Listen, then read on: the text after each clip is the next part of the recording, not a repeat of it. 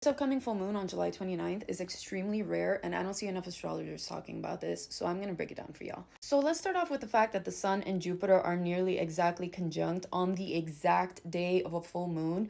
The fact that the Sun and Jupiter are together, that happens every single year. The fact that it's happening in the sign of Leo happens once every 12 years. The fact that it's happening at the same time of a full moon, and that full moon is also conjunct Pluto at 4 degrees, which is also exactly trine Uranus at 4 degrees.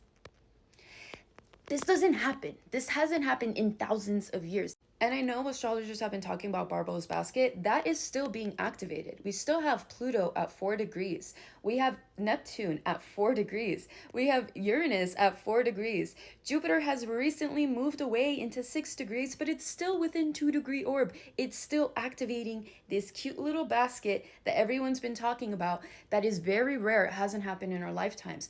Everyone's speculating what this basket will mean for us. But these are all outer generational planets up until this full moon, where the Sun and the Moon have now entered the conversation. The Sun and the Moon are arguably the two most important planetary bodies for us on Earth because they regulate so much of our earthly human existence. Prior to that, Barbo's basket was just activating the outer planets. The outer planets are generational planets. They move very slowly. Yes, we do feel them. We do feel the effects, but they take a little bit more time to actually show up in our reality.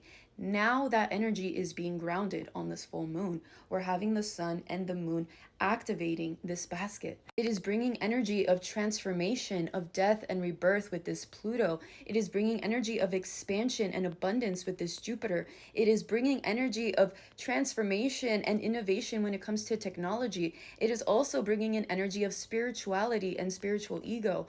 All of these things are being activated in the collective consciousness and unconscious. Now, we may not notice anything influential happening on this exact day, but it is the day I feel like the seed is finally being planted and grounded into our reality.